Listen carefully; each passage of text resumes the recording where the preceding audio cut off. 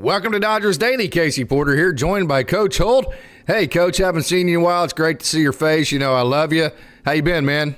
Hey, I love you too, Case. I've been wanting to get back on here with you guys, Austin, Coach Barakoff. Just seems like everybody's getting busy this time of year. My ED duties, led to a lot of time, and I know Coach Barakoff's got that awesome basketball team down there he's coaching, and Austin's just doing what he always does, works his tail off, just like you do. I know we all have try to find time to do it. You're doing a great job of getting all your stuff out there, though, Case, and I figure I need to chip in and help out a little bit, Don't just let you sit back here and at least help you out.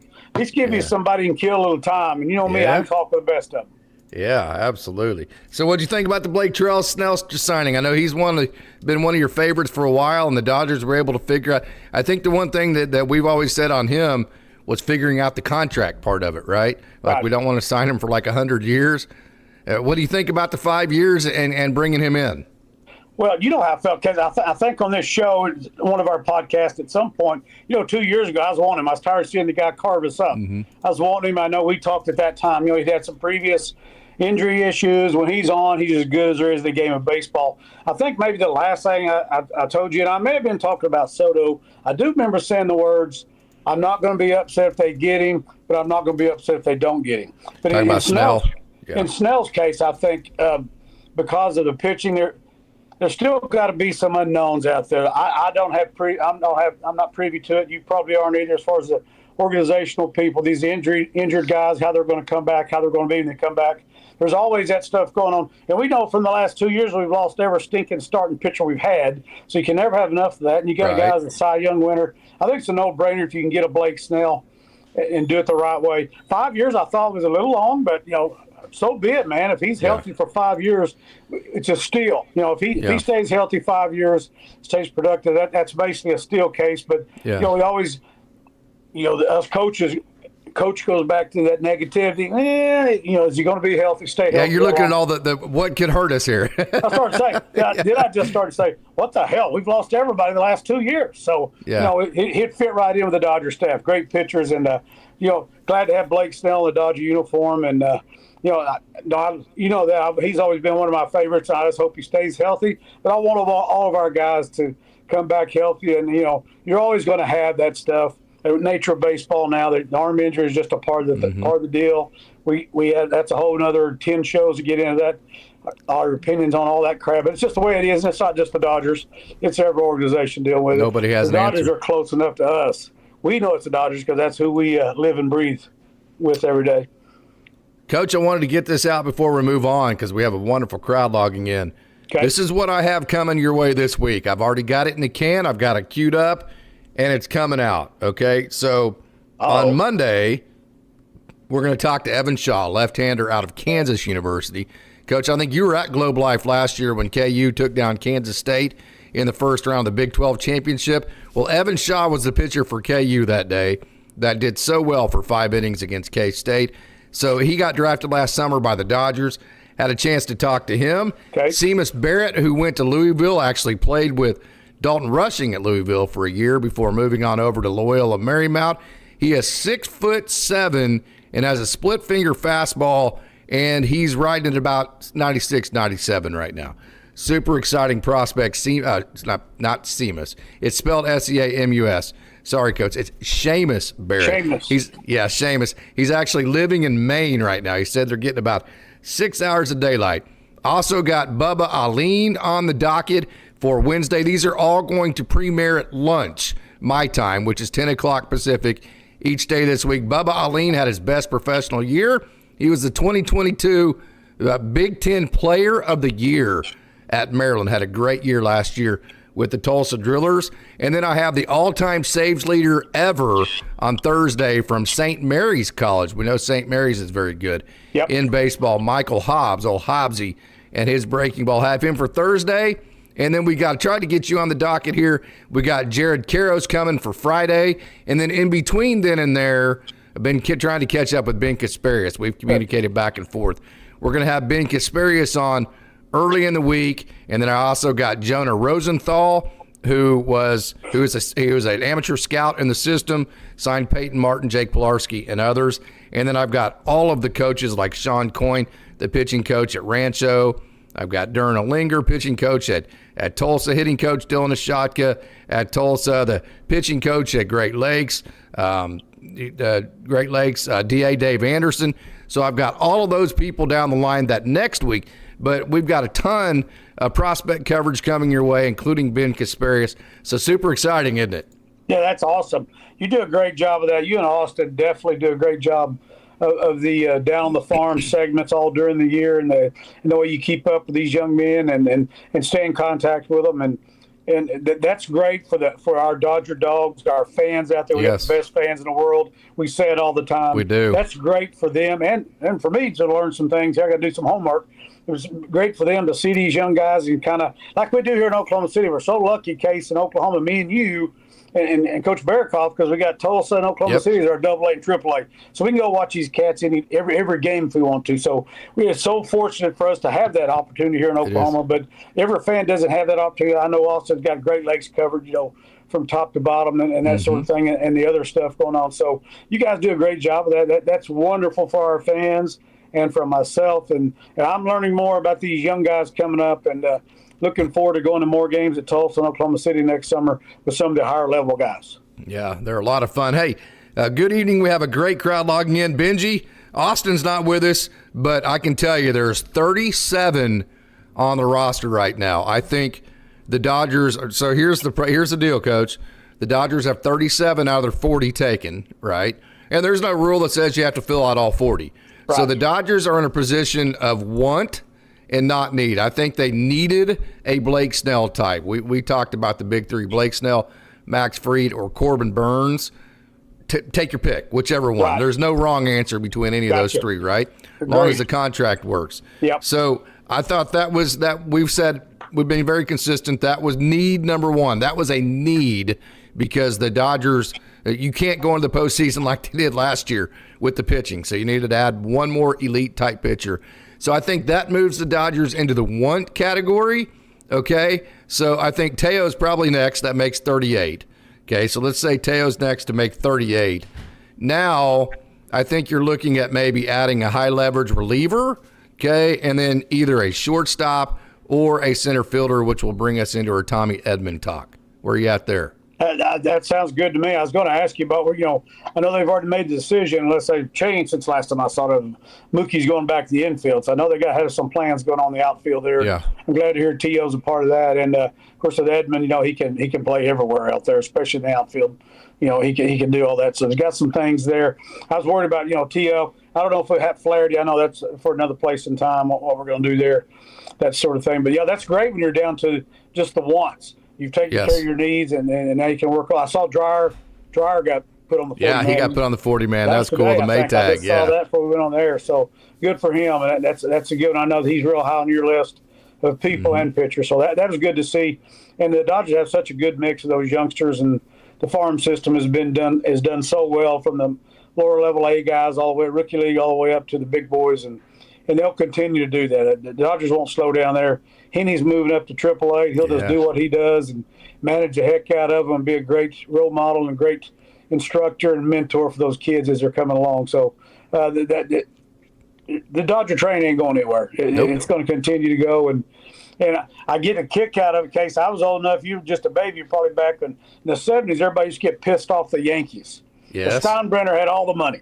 He's just going to get Reggie Jackson. Hell, they're just rolling them up. Everybody's all pissed off. He's ruining baseball. And now what do you see? Everybody said about the Dodgers. In my estimation, the rest of them sitting on your butt. Don't forget the Padres have went and got some cats, too. The Yankees. There's other teams doing it. They're just pissed off at the one that just won it doing it. And getting Ohtani and some things. So there's a lot of teams doing exactly what the Dodgers are doing if they can do it. The Padres have been very active in that, and credit to them. I'm glad they're still losing to us, but credit to them because we got to have somebody to beat, don't we? Yeah, they're trying to do their thing, so they're not sitting back. It's good to be the third or fourth place team in the major leagues instead of the champion, as we know who he is. But it's. I do have respect for Mike Shelton. We've talked about that. Probably we won't get back into that. Hey, it's Friday night in the big town, right? We're talking some crap. Yeah, outside of three guys, I like the Padres. I love the rookie kid. I always forget his name, but I love him. The C word, Cronenworth. I like that kid. But anyway, we won't talk about them. That's off the mark. I'm just saying, it's funny now the Dodgers are from the outsiders, catching and getting the smoke, and they're running baseball, all these deferred contracts, and then somebody I know has put out there all these cats that have deferred contracts on other teams. It's the way they're doing it now.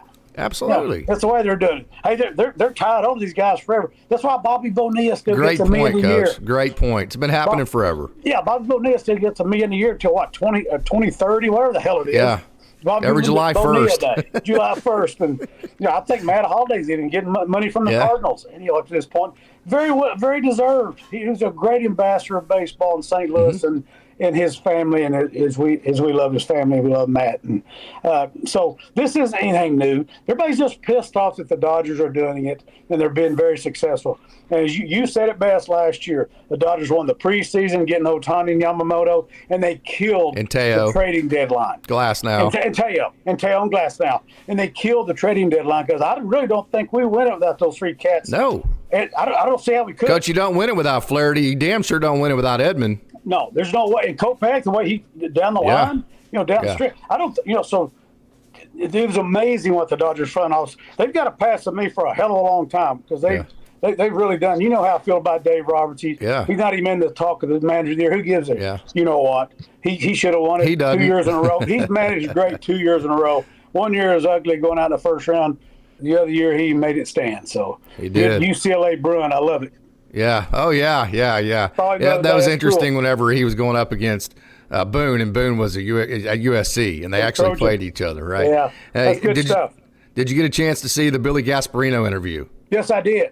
That was awesome. I was telling Rex about it today. He hadn't seen it. I was telling Rex about you interviewing Billy. He was pretty good friends with my nephew, Grant Bergman. They played about the same time. They got pretty close. Billy's a great guy, great baseball man. No, I did see your interview.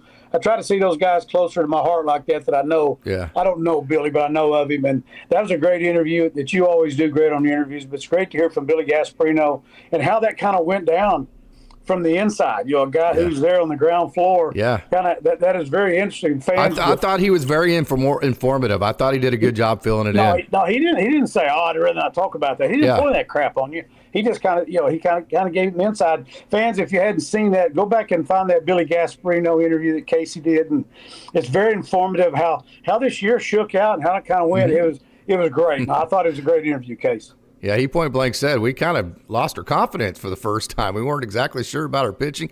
And then what I really liked what he said was, hey, our ownership group appears to be willing to spend again this offseason. Yeah. So they are more excited this year than ever to put together whatever player they need. Boom, about 5 days later, we've signed Blake Snell. They are not done, though. There's still 3 spots left on the 40-man. There's got to be something. I mean, you don't hear a whole lot about it. I'm glad I don't. But having Magic Johnson involved in some of that stuff. Absolutely. This guy's a freaking winner from day one. And there's something else to think about. Watch out for the Las Vegas Raiders now that Tom Brady's involved in that deal. That's another cat that's competitive as hell and wants to win. He's not putting his millions in on the Raiders to lose. Good point. So I don't know the ins and outs of it, but knowing what Magic Johnson has done in his lifetime, not just in basketball, but off the floor since then, in his business life, this cat's, along with the other great ownership of the Dodgers, to have him involved in that, there's so much from the athletic avenue that he can give them from an athlete standpoint and things he looks for. I know he's got to be a big asset there. Maybe he's not. Maybe I'm just talking and I don't know what the hell I'm talking about. But it's great seeing Magic involved in our ownership group. And like I said, I'm not a Raiders fan, but watch out for them suckers. Now you got Brady in there, and he's the same damn way. Success oriented. He ain't gonna sit back and waste money. I promise you that. Yeah, you either succeed or you're not here. Yep. Which was the mentality I wanted the Dodgers to adopt more. Yep. Right. Yeah, I mean, I know I love the culture. It's a great culture. I love the getting comfortable. You used to always tell me, "Hey, you're my third baseman. Don't worry about it. Just make a couple errors. Doesn't matter." But there's still a bottom line of there's still a certain standard of production that at some point I love you, brother, but got to go, man. You're not producing, right? Well, that's true. That was always true, Case. But being a coach now, if you have 4, 5, 6, 10 games of 2.5 errors a day, then you're not my third baseman anymore. Correct. But the bottom line on that deal is, you're my guy. I've chosen you. You're part of this team. You're a leader on this team. I trust you. Few errors here and there, whatever. That's part of the deal. Everybody makes errors. But at some point there is that accountability. It's the same way for me as the coach of that team. Yep. As a good old boy, everybody like, whatever, Tony, 2-0, TH, whatever the hell you guys want to call me. But, at some point, if Tone Loc, Coach. Tone Loc. Tone Loc. Yeah, I still get called Tone Loc every now. That's pretty good. I still get that one. That's a good one. Yeah, Tone Loc. That was always a good one. But, at some point it could have been where the old baseball man, Genio Colasaco, who played for Rogers Hornsby, by the way, just a small name in the history of baseball. He'd have probably said, I think we're good. You need to get the hell out of here. So I had that. I had an expectation myself too, Case. I felt very comfortable as a coach, just like you did as my third baseman. Yeah. But at some point, if it continues to go to hell, it ain't happening again, and that's the way it should be. We don't see that. I mean, you were talking off air about some things today. That's kind of the same type area here. You got accountability. I don't care how long you've been doing it and how good you've been doing it. There's accountability involved. I think that's why Dave kind of shrunk things. I like the Dodgers they do a great job of incorporating so many different people in their plan throughout.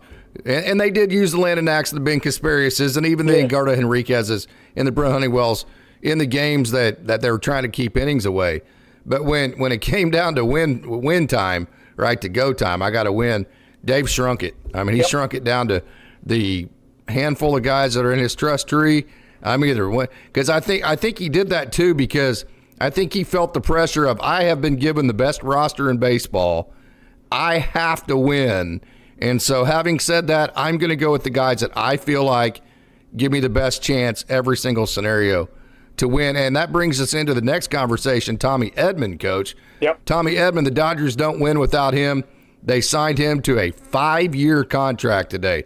That is absolutely awesome, because not only is he a great player, you say it all the time, he executes winning baseball plays. Yep. Not only that, Coach, he plays maybe the two most premium defensive positions on the field, other than catcher. Yep. And that would be shortstop and center field.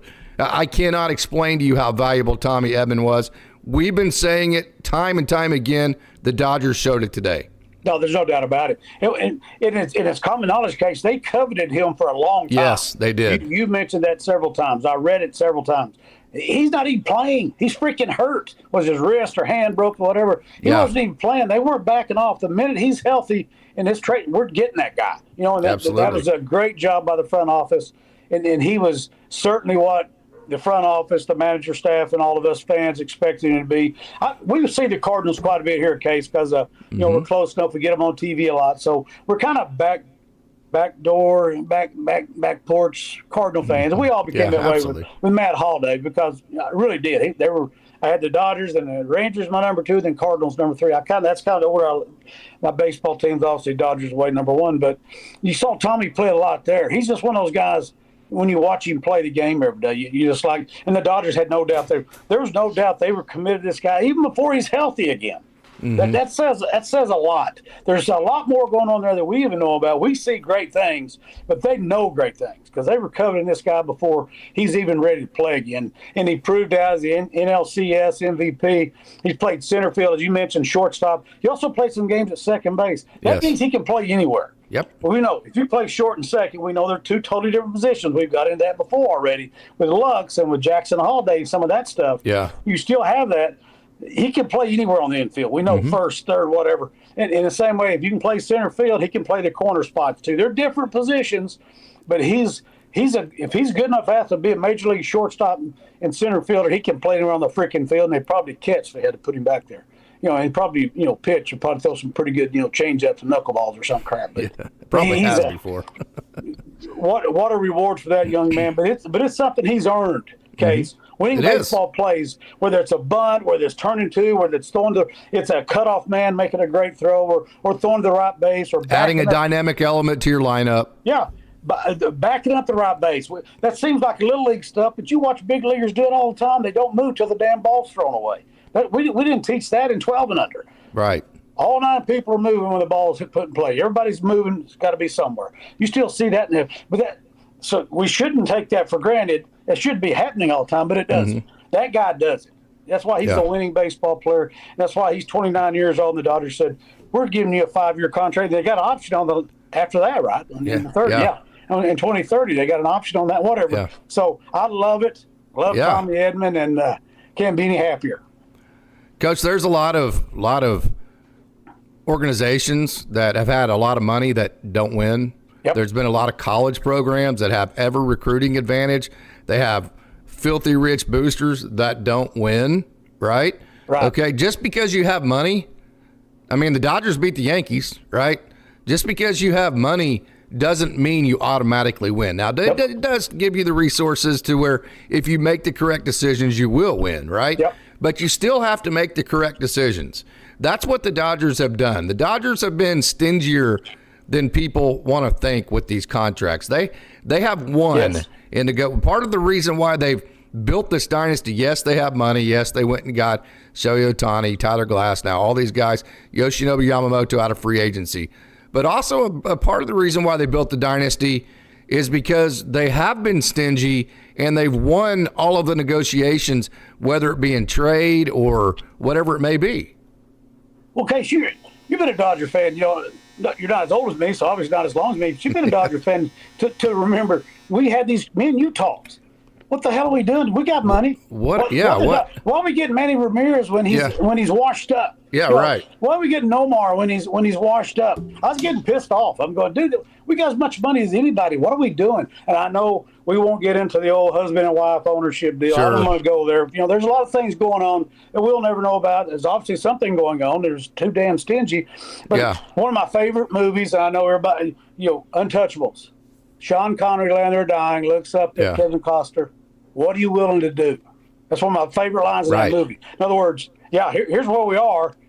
What are you willing to do? That's the same thing with the ownership group. At some point, dude, look at our bank account, dude. Yeah. We're getting passed by. These guys are all around us. They're signing these cats. We're getting passed by teams that don't have any money. What are we willing to do? And I think they've proven that in the last few years. Definitely last year, but we could see it coming, Case. And I say, I don't know. I know Magic's involved. I don't know these other cats, but I'm telling you, they're good ownership. They're good owners. Incredible. They're great owners, or we wouldn't be in the position we're in. The front office wouldn't have the confidence of them. And the front office is amazing. The knowledge they've got from Billy and all those guys. And GM, I mean, all the player development, all those guys. Right now, the Dodgers are sitting on fire. But it's great when in the background, you got these cats. We got the money. Hell, what do you need to win? Pat Jones said this one time, former OSU coach. They're saying college, you're worried about buying a case of tape in college. You go to the NFL, and the guy, he goes to Dallas Cowboys, they say, what do you need to win? Well, hell, buy 10 of them. Go buy 10 of them. Quit asking. So that's when you don't have that option. Yes. When money's not an object, what are you willing to do? What are you going to do to make to win? And that's what it's all about. The Dodgers, you can't not be second guessed. I say the last 2 years. I know 2 years ago was hurt. Yes.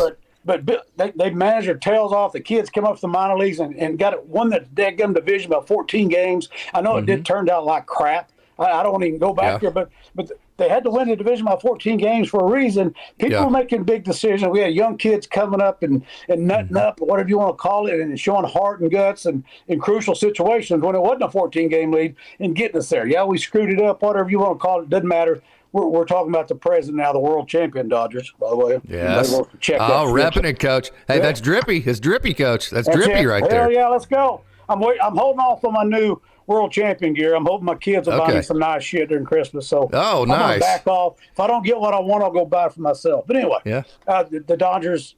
You're right. Okay, stingy. Stingy is a word I would use. I use some other words. Rex, my brother, he's a big Dodger. We used to sit there and go, "What the hell are we doing?" Manny Ramirez at one point was devastating. Not when they got him. He couldn't hit a damn inside fastball. No more. I mean, what are we doing with getting these cats? I love Albert Pujols. Guy's 100 years old when we got him. I mean, that's just a few years ago. I know there's a lot went into that deal. But anyway, so it's a different world here, and I think it's funny now that the Dodgers are the villains. They're only the villains because they won last year. Screw that! The first round. Screw that! The Dodgers are smart. Those people who think we're the villains can kiss my ass. Hey, they're not willing. Go back to it, Sean Connery. Yeah, man. Tell me, the Sean Dodgers Connery. have been smart though. Yes, they spent money, but 99% of this is because they've been smart, not just because they spent money. They're not missing on what they're spending it on. Man. You're they have absolutely a plan. correct. You can spend all the money you want. You can go buy a bunch of damn lemons and cars. You can buy the highest priced car there. If it ain't worth a shit, what does it matter? So they're very smart. They're getting what they want. They got the money paid for. It's just funny that no, they're doing a great job. If people can't stand it now because they won. And let's get back to it. Yeah, we paid tons of money for Ohtani. He was no factor in the damn World Series. None. And we found out later Freddie's Neither was Glass now. Freddie's got a freaking broken rib or something. We didn't even know about that. They won because of Tommy Edman and the bullpen pieces like a Blake Trinan. And I mean, when you see Freddie Freeman getting shot up every day because whatever he had broken up here that the public didn't know about. Yeah. We knew his ankle was screwed up because we saw that. But when you see that cat in there in the training room every day just to get on the field, that's leadership, man. We knew they had it. We knew the clubhouse has to be tremendous. Yeah. It had to be for them to pull out the stuff they had. This is the grinding team, and that comes from your stars, your manager and your staff, but it comes from your dudes showing that. They're not, over there reading the paper, smoking a cigar, happy about their contract. They're wanting to freaking win. Ohtani came here to win. He's never won before. He came here to win. Yeah. They're not just spending money just to spend money to make the fans happy. They're spending money with a purpose. Yep. Because kind of here's how I would see it. If you have the Dodgers type of resources, there's a lot of people on earth that could build a roster that could win a World Series. Yep. Right? Like you get all these guys and then they disband because they're either too old or whatever it may be.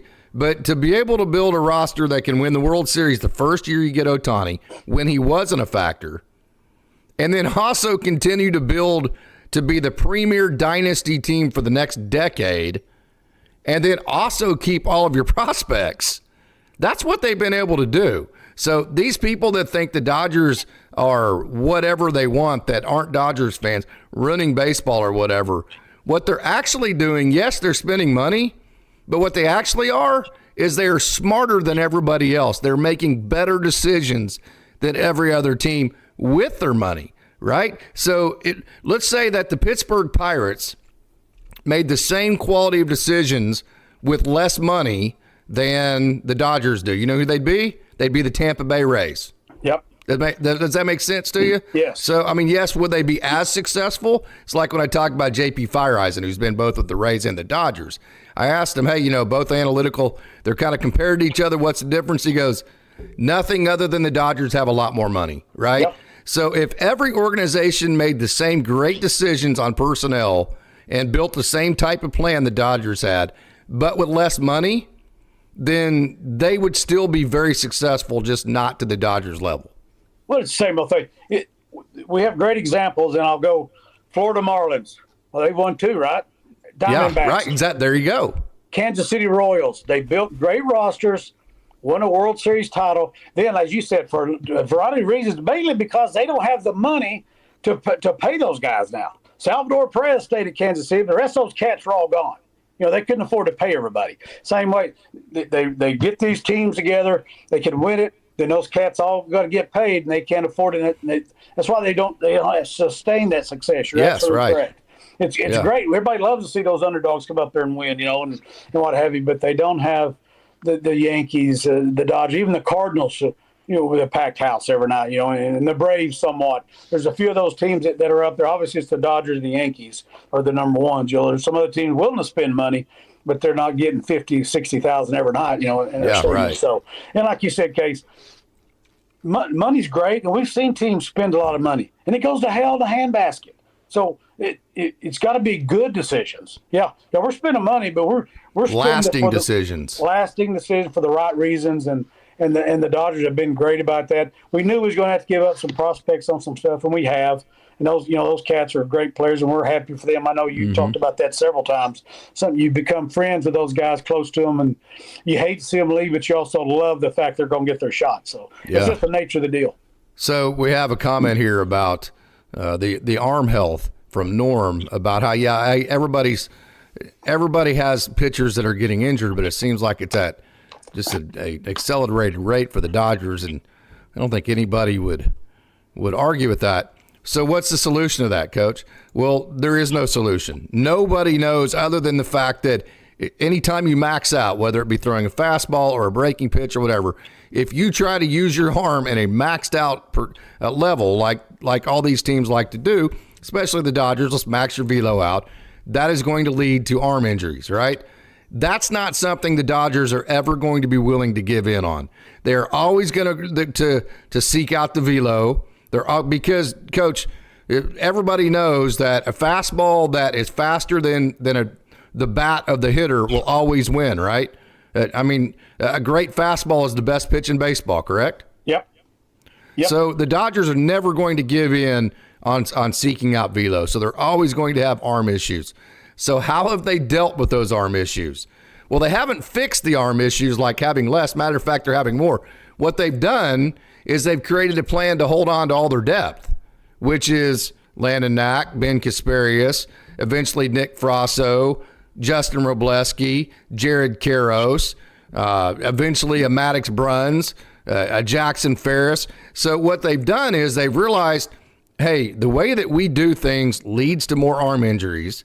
So instead of trading all these guys like most people would do to go get like the best right fielder in the world, we actually need to hold on to them because we have to anticipate arm injuries. So the way the Dodgers have dealt with that is they haven't tried to figure out how to not have injuries. They've figured out a plan to have enough depth to deal with the injuries.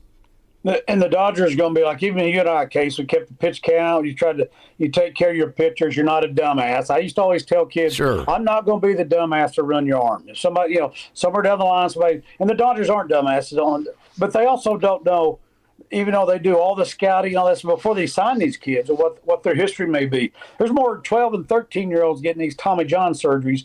Yes. Look it up. Look up the stats on that there. So this stuff goes way back. And like you said, the Dodgers it's a part of the game.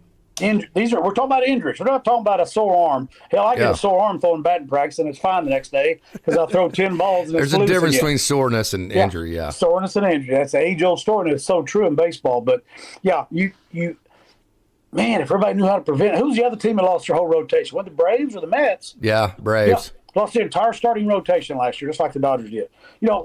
So it's a pandemic. It's a pandemic in baseball, and I don't think any organization has the magic wand for that. No, they would fix it. It'd be fixed a long time ago. Like you said, Case, you got a plan A, part B, or plan A1. It sucks for the prospects because they get hoarded. Yeah, but absolutely. It's mandatory. Yeah, but you have to look at the Dodgers this year. Yeah. Everybody's throwing up there now. They got a 6-man rotation next year. Well, it probably won't be, but they will be because Ohtani. Yeah, it could be. Yeah, and Ohtani, we want that. Ohtani gives you that 14th pitcher slot, so it will be a 6-man rotation. Yeah, and you got Ohtani. Hopefully, he's back to 103 miles an hour again. That's going to be something. That's what you're saying. Yeah, I understand. Yeah. No, but what I'm saying, you've got to plan for that. That's the thing about it, and it's not just the Dodgers. And yes, we've had the last 2 years have been outrageous as far as the arm injuries, but it is going on there. They've probably had most because, like you said, that's the way we pitch. Dude, I hadn't coached 6A baseball in Stillwater in 10 years, Case. I told you this last year. I get down here at Stillwater High School. There's a school out of Edmonds got 3 guys over 90. Yep. They're all Division I guys. And everybody we go to play Perry, Oklahoma. They got a 91-mile-an-hour lefty over there. Looks like a grown man. Of course, the guns are different now, but yes, he's a little hotter. But I'm telling you, I remember what they looked like 10 years ago. They look different. These cats were throwing. Yeah, I'm saying. And me and you sat there in Old Brake Stadium there, beautiful Old Brake Stadium in Oklahoma State. Watch them cats rolling in there. Hell, Coach, Dixie State came in and had 6 guys that threw 94 or above. And I'm like, where in the hell is Dixie State? They're Utah Tech now, but I'm like, if Utah Tech has 6 guys that throw under 94, I mean, wow. That's what I'm saying. They're not all at Clemson and Tennessee. Right. And they've all got them, and so does Oklahoma State. But like you said, they roll in from anywhere, and you're going, good Lord. Yeah. You're talking about a while ago with Loyola Marymount. That cat was probably on the team that came to OSU about 3 years ago and smoked them. He was on that team. Okay. Yeah, they roll in there with nothing but arm after arm after arm. It's just the way it is. And we don't know how much those kids, in the time they get to pro ball, there's some wear and tear there and some things going on. But there's no good solution. You got to have depth. You got to have depth, and the Dodgers are approaching it that way. And thank God, that they've had the luxury, especially 2 years ago, more so, of bringing those dudes up. The Gavin Stones and all those guys that came up and pitched in big time games.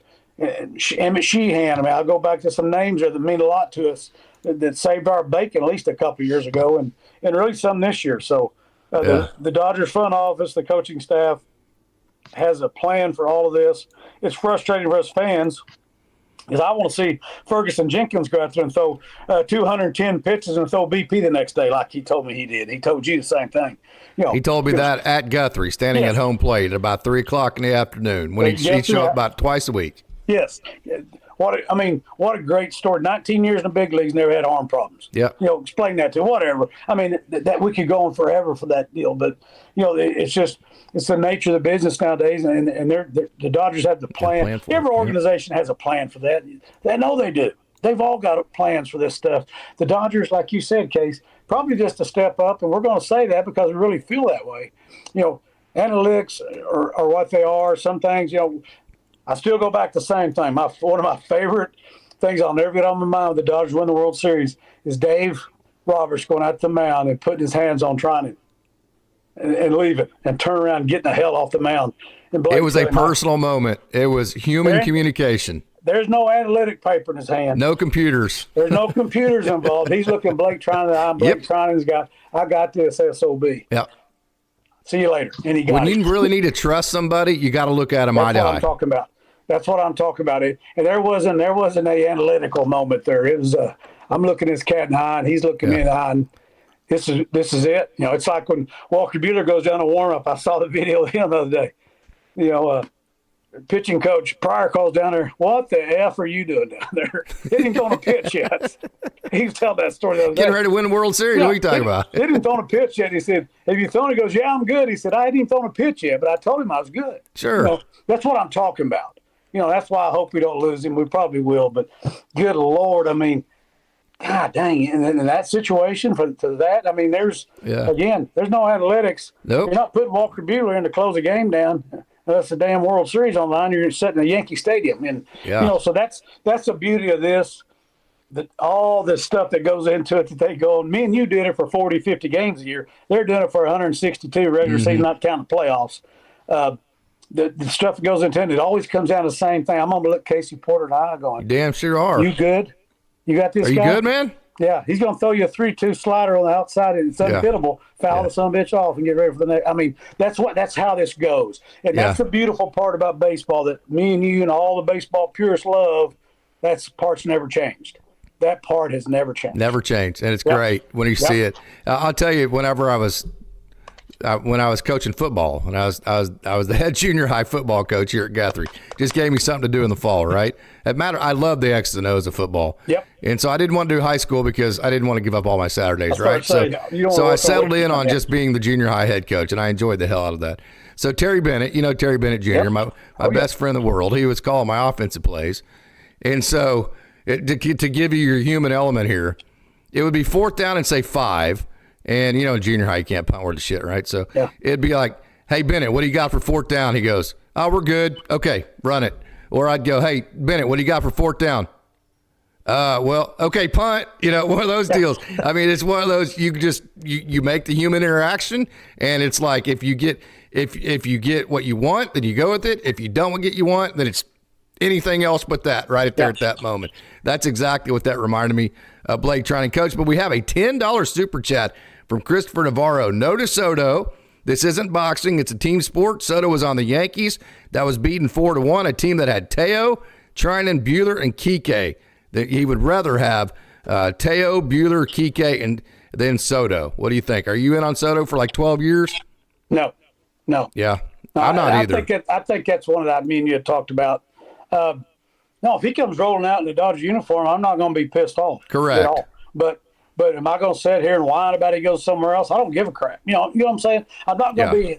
You're going to trust the front office on that one. I'm going to trust our guys. They've got the plan. They know what they want. He's one of the best hitters in the game of baseball. I mean, talent-wise, he's right there. I'd tell you the same thing about, Fernando Tatis. Hey, I don't want him over there either. He's one of the best hitters in the game. But, I don't know. But if Soto walks in there and spring training starts next year and Soto's in a Dodger uniform, I'm going to be pretty happy. But by the same token, he's in somebody else's uniform. I'm good, man. Yeah. I'm good where we are because I know the Dodgers. Yeah, because I don't think it's going to be a Dodgers rival. I think it would be the Mets, but not it's not going to be like the Padres or somebody like that. No, he won't be in our division, so I don't think those cats are going to pull that off. I even heard he wasn't Detroit. Was he the one Detroit or is that Bueller? I was reading some stuff today. Probably Bueller, yeah. Yeah, I know Oakland's throwing some stuff out there. I know you're going to Las Vegas, baby, but you're playing Sacramento next year. They're probably not really about playing for the A's in Sacramento in front of 3,000 fans, maybe, but it may change when they get to Las Vegas. But whatever. No, I'm not all. I agree with the listener there. I'm not all in on that at all. I like our ball club. That's our rock star, Christopher Navarro. Hey, rock star. I love it. Absolutely. Christopher Navarro. That's got to be a baseball guy. He had to play baseball. No doubt. Christopher Navarro hit 3-hole, played third base, took the ball off the damn chest all the time. I'll guarantee you rock star Christopher Navarro did that. He's in your tree, Coach. Yeah. He's in my tree. I trust him already. Yeah. I'll pencil him in right now. 3-hole, baby. Let's go. Absolutely. The Soto deal, it's so great having went and got Blake Snell, and I think you got Teo in your back pocket, which makes the Soto deal for me so relaxing because of exactly what you just said, Coach. I'm like, okay, if the Dodgers get him, great. You got maybe the best hitter in the game of baseball. Yes. Awesome. If the Dodgers don't get him, well, then we go get Teo, and you're not dealing with a 12-year contract. So to me, the way that I'm looking at it is like from a really relaxed, chilled position of it's a win-win, and there is really no lose for the Dodgers in this. Totally agree. Totally I could be wrong, but that's just the way I look at it. Yeah, I'm not a hard no on him, but I'm definitely not a hard yes. I'm totally in your camp. Whatever happens there, I'm good with. I like what we have. I like what the Dodgers have going on there, and they've our trust factor of our front office and our manager staff and the entire organization from building all those guys on down is way off the charts. Yeah. They've proven themselves. Good Lord. I mean, there's a lot of people that's got money and great owners and tons of money that do crap with it. That don't ever get things done. And we've seen it in LA a few years ago. I'm not going to get back there again, but there was some bunch of crap going on there when we had money sitting in the bank, burning a hole. You're still pissed about that, Coach. You're never going to be able to get over that. I'm still pissed that Manny couldn't hit an inside 92-mile-an-hour fastball when we had him. Hell, he's one of the greatest hitters of all time. We got him when he was done. And anyway. That was a long time ago, Coach. Showing your age. Okay, I'll settle down. Grumpy old man time. Yeah, Manny's like, some of my kids call me that all the time, grumpy old man. I said, I'll be that old baseball coach, and my fingers get that arthritis in there trying to hit fungos, Oh, yeah. Go a little BP, from 10 feet away. Get that screen closer. Yeah. I'm that guy. Yeah. Yeah, awesome. Hey, Benji says 12-year for Soto, front load. The contract front loaded a lot with incentives and an opt-out after 3 or 4 years. The problem is the opt-out's going to be on Soto's side, not on the Dodgers side. There is no way that Soto is going to give an opt-out for the team after 3 or 4 years and then also sign a 12-year contract. He's going to want the guaranteed 12 years. The opt-out's going to be on his side, which means it's a win-win for him, and there's a lot of ways to lose if you're the Dodgers there. So Hep C is definitely big on Juan Soto. Hep C says, Soto is the final piece. Let's become a dynasty. Give him how many years he wants. For all we know, there may not be baseball anymore in 15 years. Hep C is all about go get the elite player now. Worry about 2040 when that rolls around. Hey, good point. I can go along Can't argue it. That's what I'm saying. I can't argue with him. It's like like me and you were talking about another situation where everybody sits around and worries about, hey, we don't want to get rid of this coach because the next coach may not stay. Well, who gives a crap? Yeah. If this guy leaves if this guy leaves or you get rid of him, I want to go get. I told his school board this. Yeah. I told his school board this one time about him hiring a superintendent. They kept telling me all these guys, well, they may leave him. I said, who gives a crap? Go get the best candidate you can get right now for this school. And if he leaves, then you go try to do it again. That's on us. You can't sit there and just settle for something else, knowing this guy's better, but hey, you may leave. Who gives a crap, dude? That's a chance you got to take. You can't guarantee. There's no guarantees in life for any of us. And no, I can't argue with that. We get Soto and worry about 2040 when he gets here. You guys can do that. I'm told. I don't know if I'll be there again, but you guys can do that for me. That's a good point from Hep C, and that's the great point about the Dodgers is that as we go now. Hep C's getting clean up for me right behind Christopher Navarro. Well, see, and here's the deal. Like, this is why I love the Dodgers Dogs and why I think we have the best chat is because it's kind of set up like the war room. You know, like you've been in a million of them in Yep. football in a coach's office, and you have aggressive people, you have conservative people, you have people that talk about all the advantages it'll give you, and then you have all the people that'll tell you all the problems it'll create you. Yep. And then everybody gets to give their opinion, and then it's all put together, and then you all come together and create a plan that everybody's on board with. And that's the way we try to create the chat here at Dodgers Dogs, is that everybody gives their opinions, they give their why. Doesn't mean we're going to agree, and if I disagree, I'm going to tell you why I disagree, and we're all going to have that great conversation. And it's just fascinating to talk to these Dodgers Dogs out of here. See, that's the way it's supposed to be. That's the way me and you are wired. That's the way Yes. we're both raised. I'm not going to get into politics. Isn't Sure. it a damn shame that our politicians can't do what Zach just talked about is, here? yeah. We're going to get into The a room. bickering, yeah. We're going to disagree. We're going to look each other eye, disagree. Might even say a cuss word to each other. But then Oh, we're going to yeah. sit down and come More up with than a one. plan, incorporate everything that we're talking about, and all settle in on the best plan, whether I agree with everything or not, the best plan for the organization or whatever it may be, and decide on. Then we're going to go have a drink and have dinner and get back to talk about our families. You know, That's the Dodgers. that's the way it should Billy be. said it happens so often that it just is like second nature to him now. Yeah, I don't want yes men. Nobody. Yes men. No. Yes men run Mike Gundy. organizations. Yes men run organizations. They do. And they run countries. They run whatever. I don't. Again, They I don't get into enable. that crap. Yes, Yeah, they I'm not- enable. I'm not Absolutely. a political person, so I don't talk about politics. I'm not. That's the part I understand about it. That's probably why I'm not a political person. Yeah. I'm a baseball guy. Yes. And I've sat there and said stuff to my assistant coaches. They've said stuff to me respectfully, disagreeing. Yes. Yeah, or my bosses respectfully disagreeing, and I have to explain myself. Oh, okay, well, I don't necessarily agree with you, but I think you're doing a good job. That's Mm-hmm. Yeah. what one of my bosses told me one time. I don't agree with you, but I think Yeah. you do a hell of a job. How can you argue with that? Yeah. I shook his absolutely. hand and went out and coached my team. So, Yeah. you know, that's what I always wanted to be that way as an administrator when I became the school administrator, the same way, or a leader of a bigger team at Stillwater. I had 8 coaches instead of 2 of us.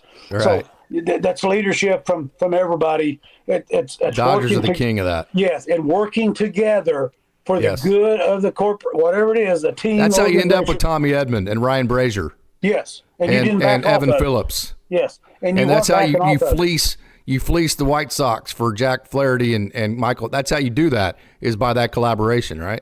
Yes, collaboration, and we don't win the World Series without those dudes you just mentioned. I Agree. really That's what I'm believe trying that. to say. Yeah. I really believe that we don't win it without them. I mean, Yeah. you know, it's a great testament to the way things should be done. Not Yeah, just I agree. It's the Dodger way. We know. But So that's why all these other people bitching about the Dodgers spending all this money can absolutely kiss my ass. Yes, Because no. we have the inside details of just how well oiled this machine is for the Dodgers, and that is as big, if not a bigger factor than the money they spend. That's kind of my point. And see what, like Billy Gasparino told you, they were at one point they were like, oh shit, you know, Yeah. they're kind of sick. What do we do? Well, Yeah. what do we do here? But they still had a plan. They didn't quit. did. They didn't check it in. They didn't start pointing fingers at somebody else. No, they did not.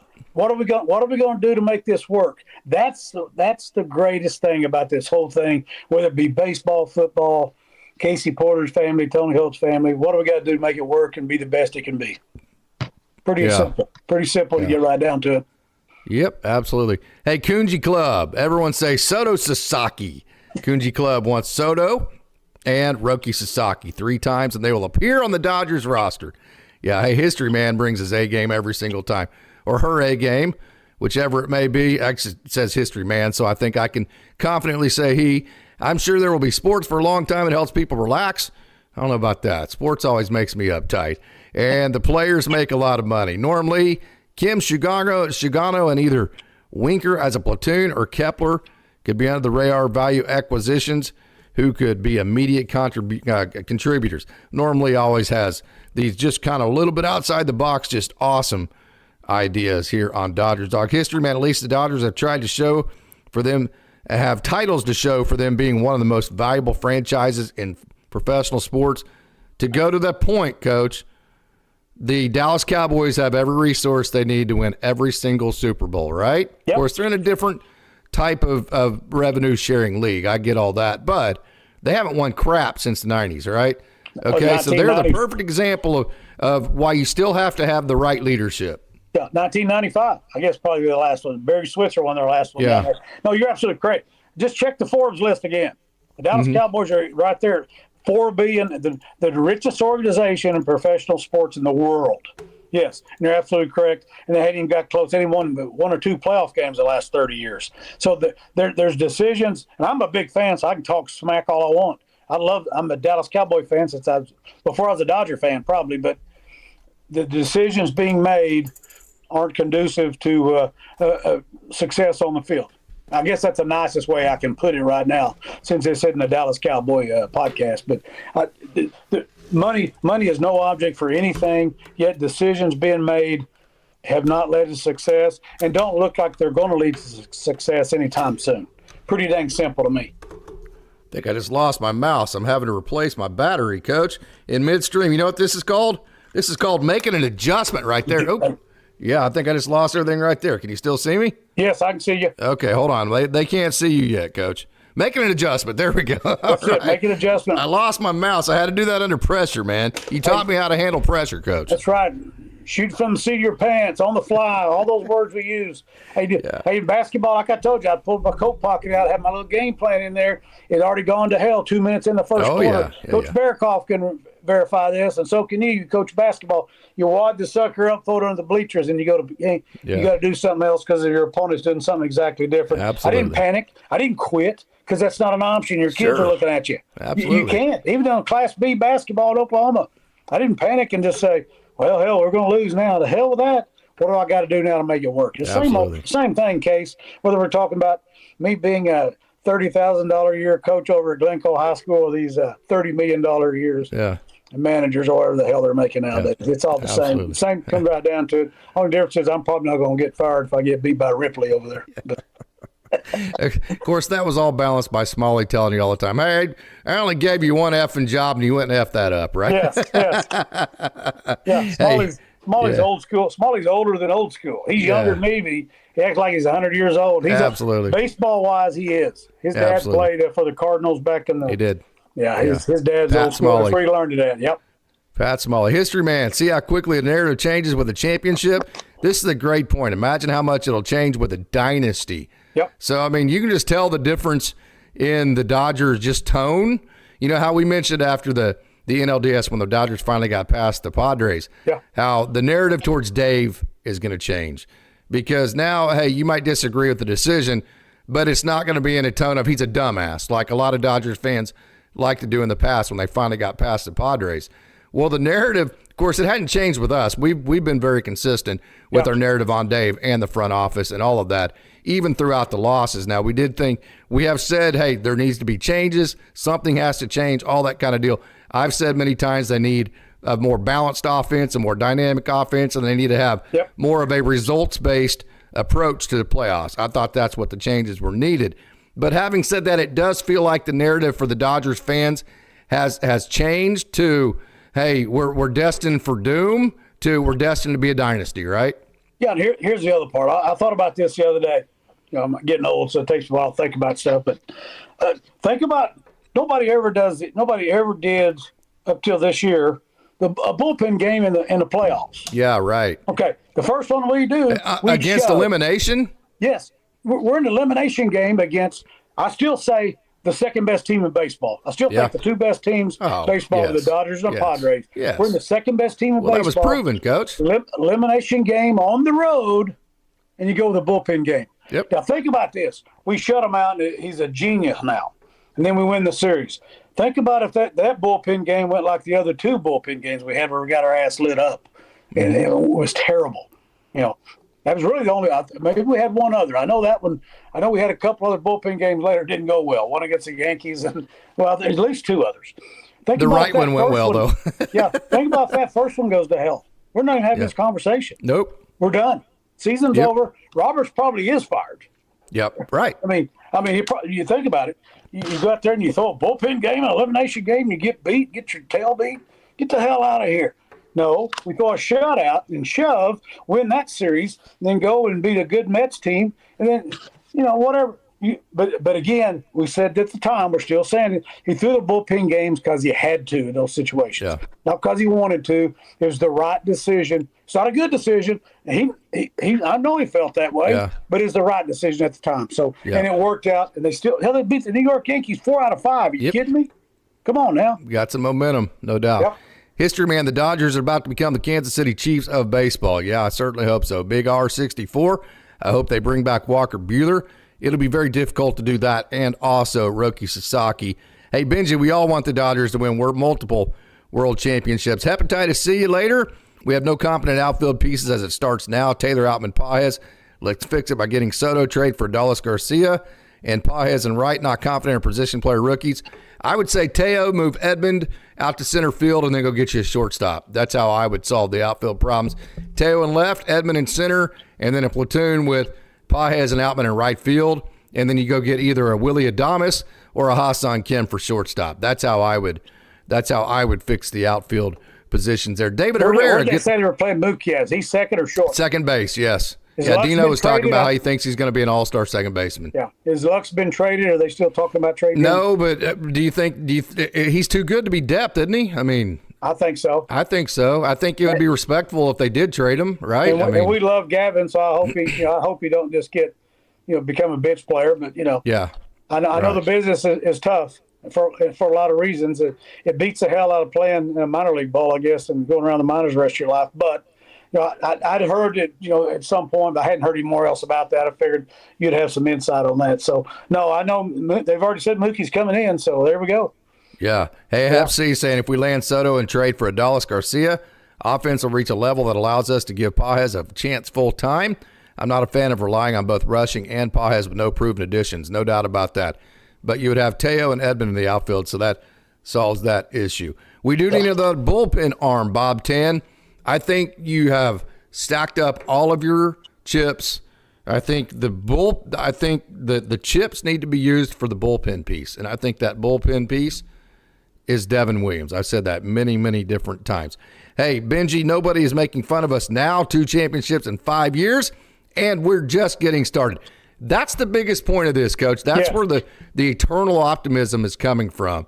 Yes, it's fun to win, but if you're not convinced you're going to win anymore, then you just have to savor that moment, right? The eternal optimism from the fan base is coming from the fact that we don't see any end in sight in this winning, right? That's pretty exciting. Well, it's obvious the Dodgers aren't standing pat. They're not sitting around patting themselves on the shoulder. Point. I go back. I never was always I like Nick Saban more now that he's on TV than when he was coaching. But they say that cat the day after they win a national championship, the next morning he's working on the next year's team. He's not celebrating. He's not patting himself on the back. Probably almost over the top the other way. But 7 national championships, so it worked pretty well for the dadgum guy. So the Dodgers obviously they're not sitting around the office, patting each other on the back all the time. What do we got to do to make these teams, the world champions, better all the time? I can see the Patriots being that way under Belichick back in the day. Of course, they had a great quarterback. He wasn't near as smart when Brady went somewhere else. But I'm just saying, those guys don't. If you're a true dynasty, you aren't standing pat. I don't see Andy Reid up there stop drawing up plays all of a sudden just because they won last year. He's got one of the greatest quarterbacks in Mahomes, and he's not standing pat. What can I do to make him better? Keep drawing up these plays we run and to be better and better and better all the time and win the tough games, which they continue to do. That's what dynasties do. They're not sitting back, and going to speaking to conventions all the time and tell everybody how good they are. They're just proving it when they get the opportunity. And the Dodgers have that feel now. I go back to 2020. Yeah, it was an empty stadium and everything, but I think Max Muncy said it best. That was actually harder to win. It was. The hell with all these guys. But I think winning it this year in a weird way kind of solidified that win. Yes, no doubt about it. But they had to play, a tougher tournament there. It was all neutral sites. There, you didn't have that is neutral sites, so that still counts. But it's what you said. It's what you said. I loved it the night they won it. The interview, almost every one of them mentioned, well, I guess they can't say shit about 2020 now. That's exactly correct. That's exactly right. Absolutely. Hey, Big R64, Tommy's a great player. I love watching him. Hey, Bob 10 has a great question. Do we have any lights out arms in the minors? I hope Bobby Miller bounces back next year. Of the arms that you haven't seen yet, it would be Nick Frasso if he comes back from injury. And then it would be like a Jackson Ferris, a Jared Karros, maybe an Orlando Ortiz Mayer, that type of guy. But I think the guy that's the most imminent that you haven't seen, if he gets healthy, is Nick Frasso. He's a guy that's touched 101 miles an hour. He's your typical power pitcher. He's 6'6", 6'7", big, long, and rangy, and he crossfires like a sucker, man. I mean, that dude's front foot lands in third base, and it's just coming straight across his body.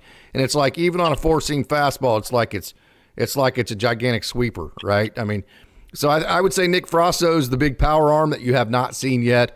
That is really, really good. And then we haven't seen very much of River Ryan. Of course, he won't be eligible. He won't be available this year. But then you have, going down to that, the Jared Karros is at the AA level, who is very, very, very good. I'm going to release our interview this week. I think he has a good chance of making his Major League debut this year. And Jackson Ferris made it up to AA, and he is a huge prospect. Big R64, Tommy's a great player. I love watching him. And yes, Bob Tan, he is absolutely the best bunter in baseball. Benji says deferrals this, deferrals that. Keep crying, haters. I absolutely love that mentality. Screw them, man. Screw them. Hey, the Dodgers, again, I'm going to say it again. I've said that. I sound like a broken record. Yes, the Dodgers have spent a lot of money, but they have been equally, if not more smart than they have been spend happy. Well, I mean, this is probably still a thing. You probably know. I mean, the Texas Rangers gave A-Rod at that time $250 million. What'd that do for him? They're still paying him. Yeah. I think when he's with the Yankees, the Rangers were paying his salary, and they didn't do crap with him. You know, and I'm a Rangers fan. I mean, it was a great signing. They got at that time the number one player in baseball, biggest contract ever. They didn't piss a drop with him. So what does it matter? He goes to the Yankees and wins a title. I think the Rangers are still paying him then. Yeah. You know, and Bobby Bonilla is going to get paid till he's an old man. I mean, like we said before, deferred, that's a part of the deal, man. I mean, that's just you have to do that to make it happen, and more power to the players to get whatever they can get. Hell, and the Dodgers. And the Dodgers. What do you expect the Dodgers not to do everything they can to win? I mean, that's another part of it. Is like, do you expect them just to go, we have an unfair advantage? No, hell no, man. They're going to use every advantage they can. I mean, come on. Yeah. What do you expect them to do? Not be competitive? Yeah. They're not doing anything against the rules. I mean, of course not. They're going to do everything they can within the rules to win a world championship for us, right? Yes, absolutely. Hey, history man, they would say, they can do that, do what they want. They'll just fall short again. Now that they won, it's now, they spend too much money. They're going to say whatever they want about the Dodgers. Yep. And that just goes with having that much money and being on top. Rumar Spencer is agreeing with Big R64. Hey, BC says someone needs to tell Taylor to do the right thing and retire. Yeah, Bob Tan's talking about how Edman is a switch hitter, center fielder, shortstop. Just absolutely awesome player. Norm says he likes Edman, but 5 years is a bit long. We had him when he was fresh because he didn't play for half the season. He may not be as effective through a full season. We'll see, because he's a small guy. We'll see, but I will say this. I think he is a certified baseball player. King Yellowman, it's actually harder to find an infielder who can put up Mookie's numbers. That's what I've been saying about Mookie. It's easier, and not just that, it's easier to find an outfielder to put up offensive numbers than it is an infielder. And Hep C saying Betts at second base means we need to get two outfielders, one from free agency. That would be Teo, and one from trade. AK, or you put Tommy Edman in center and go trade for a shortstop. That's what I've been saying. Bob Tan, dude hits cleanup and 3 Hall of Famers in the lineup. No pressure for him. Big R64. Could you imagine Soto in this lineup? History man, the Dodgers fans that remember 1955 will spend their twilight years enjoying this potential dynasty the Dodgers are about to go on. Again, I'm going to say it again. We went from 1988 to 2020 with nada. We went from 1988 to 2024 with not a single World Series championship in a full season. Just because you have money doesn't mean you automatically win, right? Dallas Cowboys, yes. Yeah. Nick Morgan, Heyman is reporting the Dodgers want to increase the bid for Soto. That's what I'm saying, Coach. This is exactly what I'm saying. Nick's on it. Hey, we're in a great position. I'm chilled about it. Apparently the Dodgers feel the exact same way we do. Yeah. We're chill about it. Hey, if we get you, great. On our terms. If we don't, great too. That's what that tells me about the Dodgers' attitude towards this. What's our worst case scenario? We still got 3 Hall of Famers, 3 MVPs. Re-sign Teo. Yeah, and re-sign Teo. You got the home run champion hitting 4-hole for you. It's got clutch hits for you in big situations. Oh, and by the way, we got Blake Snell line up with all of our pitching staff coming. We have coming back. So our worst case scenario isn't bad. Yeah. As we said here today, Case, I'm talking about. As we said here today, our worst case isn't too damn bad. But the Dodgers aren't sitting pat. They're still won a World Series for you last year. Teo did. Yeah, that's absolutely right. And they're still trying to make moves to make that even better. So that says all you need to know about our front office and organization. They're already working on next year's, and it's World Series or bust. Like me and you said way back when the season first started, it's obvious the Dodgers are all in, and they proved at the trading deadline and everywhere else. Hey, Coach, you are not the only ones that didn't like the McCourts. We've got several comments that they are not holding back about their dislike for the McCourts, Coach. You struck a nerve there, Coach. Damn you. I'm sorry I mentioned it, Dr. Dogs. I love you guys. I'm sorry I didn't want to go there, but I was so pissed off during that time. And they know those fans know more about it than I do, but I know bullshit. You did that on purpose, Coach. Hey, we got them going, got them wound up. Yeah, you did. You got a husband and wife team ruining rightfully so, man. Ruining one of the greatest sport teams in baseball. You got a husband and wife arguing shit, and ruining it. Come on, I'm glad that thing's disappeared, and I don't wish any ill will towards those people. I just want them to disappear from the Dodgers. So yeah, Bob Tan, Dodger scouting department is so underrated. It equals run bases with purpose and put the ball in play. Has so much value against the Yankees. Hey, by the way, go back to last offseason. I interviewed Tom Kunis, who is the amateur scout that signed James Outman. Then I also interviewed Jack Murphy, who is a professional scout. So the difference between an amateur scout and a professional scout. Amateur means that you sign all the people who have not become professionals yet, the guys that are in college and high school. You go look for those guys and sign them. Professional scout means you're scouting all the other organizations and their professional players that are in their organizations to see who you might trade for, or if a guy gets DFA'd, do you want to pick him up, or the guys on the waiver wires. So Jack Murphy's the guy that looked for the waiver wire guys like the Tommy Edmonds, the Ryan Braziers, and all those type of guys. Not that Edmond was DFA'd or on waivers, but they're the guys who the professional scouts look for those guys, and then the amateur scouts look for all the guys you're going to draft in the draft. And so just go back to those interviews, Tom Kunis, Kunis, and then Jack Murphy. Watch those two interviews, and you will realize why the Dodgers scouting is so good. Those guys are so smart. Hey, Benji, I love that we have an all-star lineup. I want more all-stars, no doubt about that. Hey, and two, by the way, Coach, BC's like, damn, man, can't you take it easy on Nomar?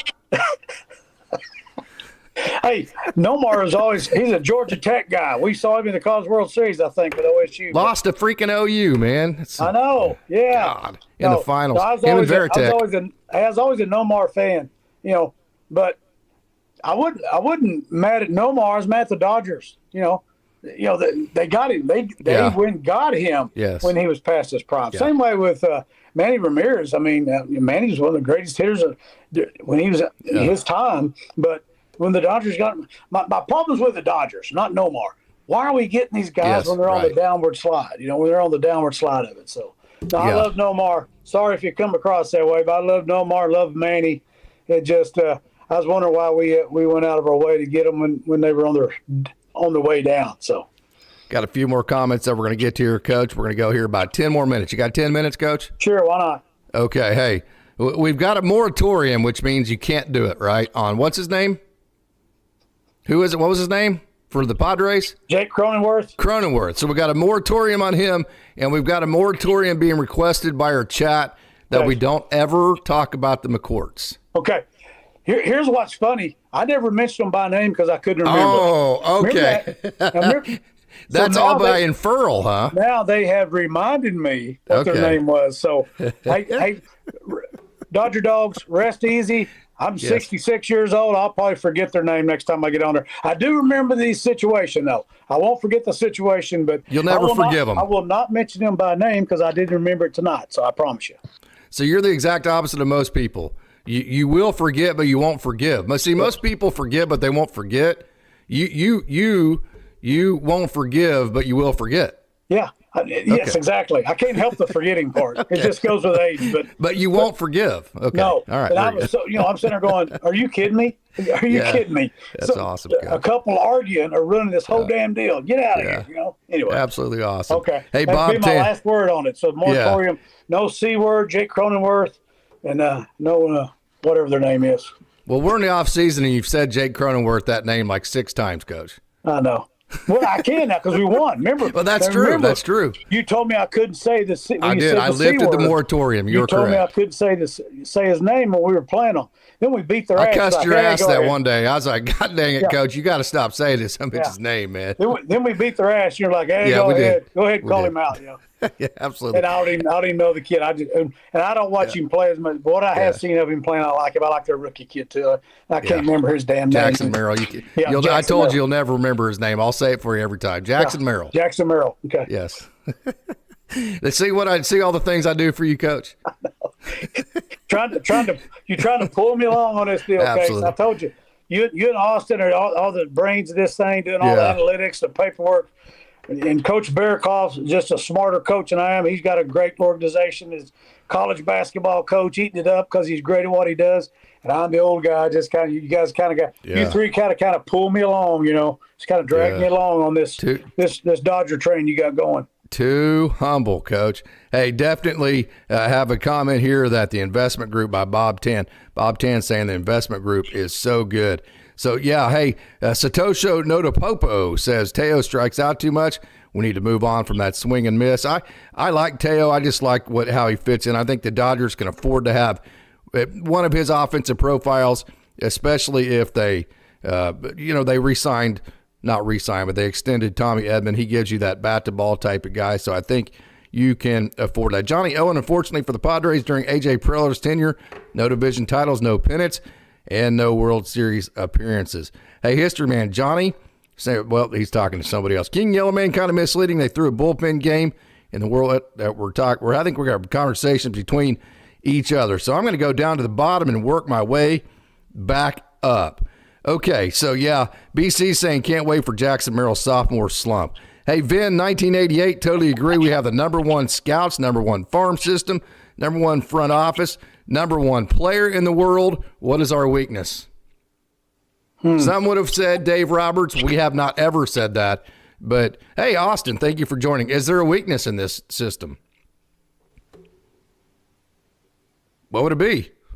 I don't know what it'd be, I'll be honest with you. Well, I mean, when you got all your pitchers, that is obvious. Our bullpen was a strength when it was in nut cutting time in the playoffs. The bullpen was a strength. Our weakness was starting pitching. If you want to go back in time, yes, the weakness we had when it was crunch time was starting pitching. That was obvious because of the bullpen game. But anyway, that was the only one. I mean, the bullpen was a strength, and everything else. And like I said, even when Ohtani wasn't getting it done, Freddie was Freddie. And as soon as everybody started second guessing Mookie, he became Mookie again. And the Yankees don't know how to hold a 5-0 lead and play like little leaguers. But we make them play again. I'll go back to the same thing. Just because Garrett Colden covered first base, it would have been a 5-0 if he had no doubt.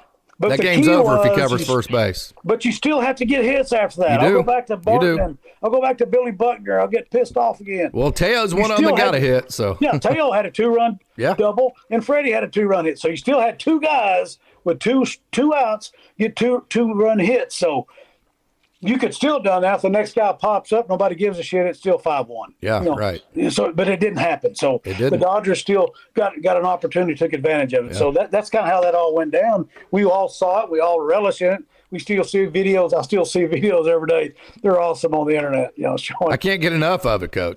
The entire fifth inning. Show the entire fifth inning. And all the memes out there of not covering first base. And all that stuff. Anyway. Whatever. Hey, Yang Yi, remember all these signings are possible, these big signings, because Shohei Ohtani deferred all that money. No doubt about that. Hey, Hep C says if it isn't Soto, then just bring back Teo. That's what I'm saying. Would be a shame to miss on Soto, but Teo reunion would be a good fallback. That's exactly what I'm saying. That's why Soto is a want and not a need, because you have Teo in your back pocket, which is a really good fallback. Then you move Tommy Edman to center and go get Willie Adames or Hassan Kim, and you're in really good shape. King Yellowman, You can play year-round in California, is what he's saying. Al Minerva, thank you so much for joining. Re-signed the Hernandez brothers, which is Kike and Teo, Blake Trinan, and hopefully Roki of the year. Oh, Roki of the year. I like that. I'm not so huge on resigning. I think you wait on Kike to at least you get the 60-day ILs back, which adds to your 40-man roster. Yeah, I don't think you do that at least until then. So I don't think you'll. And I think Kike would agree, kind of like Clayton Kershaw, to wait until then. History, man. The night in 2001 when Arizona ended the Yankees dynasty, New York was never the same after that. That is absolutely right. We're going to read a couple more comments and get out of here, Coach. Okay. Hey, Satoshi Noda Popo, keeping bets in the infield and starting young guys in the outfield is a smart way to get these guys major league experience, less stressful spots, and arbitration salaries. That's a good point. Yep. Hey, Al Minerva, if no one is signed or traded for an outfield spot rushing to left field, Edmonton center field, Pages to right with bench players Outman, Taylor as backups. Hey, Rocade, I think that is, says, do the Dodgers need Shane Bieber? I would say absolutely. A very hefty no on that. BC, last comment of the night here. Well, actually, we're going to read two more comments. I'd rather the Dodgers have a dynasty now than the steroid era. That's a good point. Yep. At least we know now our players will be eligible for the Hall of Fame. And then Larry Partridge, last comment of the night here is, isn't Cody Bellinger similar to Adames with the bat? The Cubs want to trade him. Doesn't Bellinger solve the same problem as Adames, or does he, or is he done as a center fielder? Larry, I don't want Adames. I want Ha-Seong Kim for that very reason. I want another bat-to-ball winning baseball player. I don't want the heavy strikeout guy like a Willie Adames. So I don't want Willie Adames or Cody Bellinger. I want Tommy Edman at center and Ha-Seong Kim at shortstop, because I want two dudes at the bottom of my lineup and up the middle to my defense that are certified baseball players. And they're table setters for our Hall of Famers, our MVPs. Yes, we got the MVPs up there. You got to set the table for them, and that's what was key for this season and the crunch time for the Dodgers. Bottom of the order, middle, bottom of the order, doing their thing. Coach, any final comments before we get out of here? No, it's been great, man. Hadn't been on here in a while. It's great to see you. Hope you had a great Thanksgiving. Hope all of our Dodger dogs had a great Thanksgiving with family and friends, and we're all still relishing in that Dodger victory, and Christmas coming up, and waiting on my new championship gear, hopefully for my kids. But it's just great to be a part of this network with our great fans that are so clued in on everything, and they have that passion for the Dodgers just like we do. And it's been fun to get back on here. I hadn't done it in a while, and a lot of fun. Looking forward for the next time I'm get on here with you, Case. And like I said, love your family, and love these Dodger dogs. Coach, it's been great. It's been a lot of fun getting to talk to you again, getting to see your face again. You know I love you, and it's a great day to be a Dodger.